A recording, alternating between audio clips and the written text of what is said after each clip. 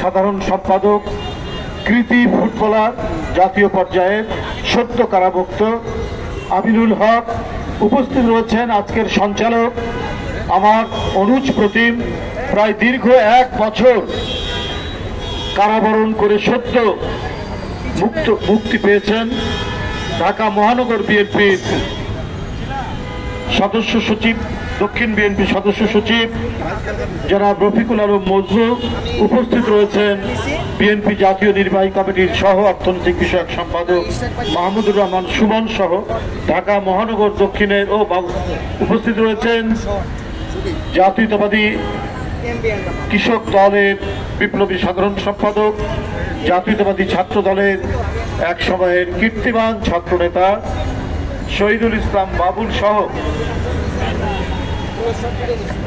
এখানে উপস্থিত রয়েছেন অনেক, তো নামগুলো ভুলে যায়, লেখা নাই। তো ঢাকা মহানগর দক্ষিণে অত্যন্ত প্রাণচঞ্চল, নির্ভীক, আমাদের সন্তান তুল্য ঢাকা মহানগর যে দক্ষিণের যিনি মেয়র প্রার্থী ছিলেন, অবাধ সুষ্ঠু নির্বাচন হলে যিনি মেয়র হতেন, আপনাদের দায়িত্ব পালন করতেন, ইঞ্জিনিয়ার ইসরাক হোসেন সহ সকলকে আমি আন্তরিক শুভেচ্ছা জানাচ্ছি। নিঃসন্দেহে আমাদের অতিথিরা ঢাকা মহানগর দক্ষিণের এই কর্মসূচিকে মহতি বলেছেন। রাজনীতি মানেই পৃথিবীর বিভিন্ন দেশে আমরা দেখেছি, গণতান্ত্রিক উন্নত দেশে রাজনীতি মানেই হচ্ছে সমাজসেবা, কিন্তু এই গণতন্ত্রহীন দেশে যেখানে গণতান্ত্রিক শাসন ব্যবস্থা ধ্বংসপ্রাপ্ত, সেখানে অধিকাংশ সময় আমাদের রাজপথে থাকতে হয়, না হলে আমাদেরকেও প্রতিনিয়ত আমাদের রাজনীতি করতে হতো মানুষের সুখ দুঃখের সাথে সম্পৃক্ত।